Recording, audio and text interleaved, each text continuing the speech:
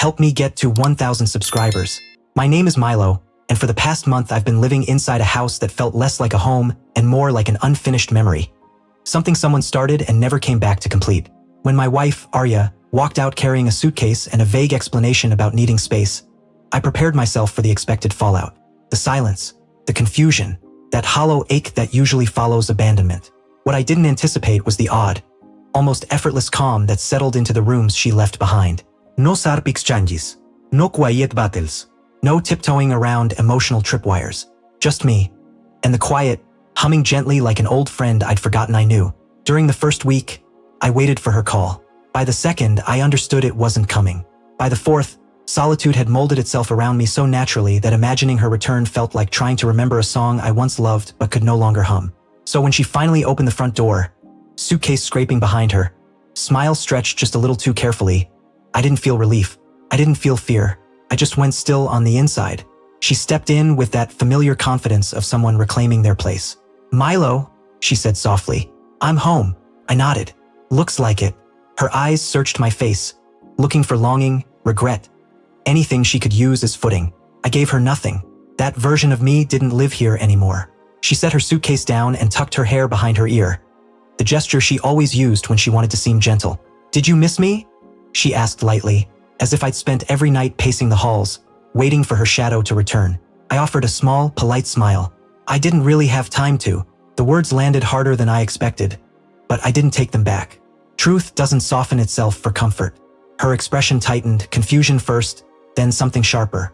Before she could answer, the bedroom door opened and two figures stepped into the hallway. Cleo and Nova, her twin cousins, hair messy, matching oversized shirts. I'd nearly forgotten how strange that would look to her. They'd been staying with me all month. They came for an internship. When Arya left, they asked if they could finish their last few weeks here. I agreed. They were easy to live with, quiet, respectful, thoughtful. They bought groceries, cleaned up after themselves, and never turned conversations into interrogations I didn't know how to answer. Arya had never asked about any of that. Cleo froze. "Oh, Nova blinked. You're back." Arya spun toward me. "They've been here. They didn't have anywhere else to go," I said evenly. "Their internship ended yesterday.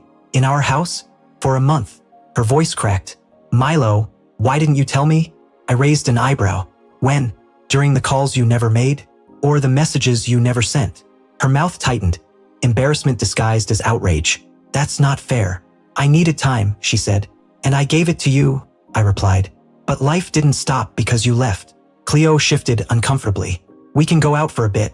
Give you two space." "No," Arya snapped. "Stay." We all blinked. "So they were here the whole time I was gone?" she pressed. "Yes," I said. "They kept to themselves.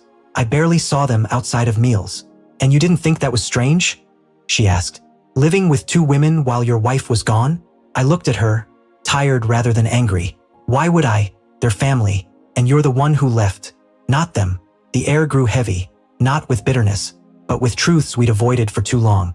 Arya glanced at the twins again, and something flickered in her expression. Not jealousy, not suspicion, something quieter, insecurity. "I didn't think you'd be okay without me," she whispered. There it was, not about love, not about marriage, about the pedestal she believed she stood on. "You thought leaving would make me chase you?" I asked softly. She didn't deny it. "And I didn't," she murmured almost to herself. "You really didn't." "No." Her shoulders sagged. "I didn't enjoy it," I continued. "I didn't resent it. I just noticed." "What happened to us?" she asked. "We stopped listening," I said. "We stopped being gentle. We let resentment fill the space between us until silence felt safer than honesty." Cleo and Nova lingered near the hallway, unsure whether to disappear or stay. Nova touched Arya's arm. "We never meant to make things worse." "You didn't," I said. "You being here wasn't the problem. It just showed me something I wasn't expecting." Arya looked at me. "What?" "That peace is possible," I said quietly. "And it doesn't come from distance. It comes from the right kind of presence." Her eyes shimmered, not manipulative, not dramatic. Just human. Fear, raw and unsteady. "Milo, I came back because I thought I still mattered," she said. "Because I thought maybe you'd realize you needed me." "You do matter," I replied gently. "But needing you was never the issue.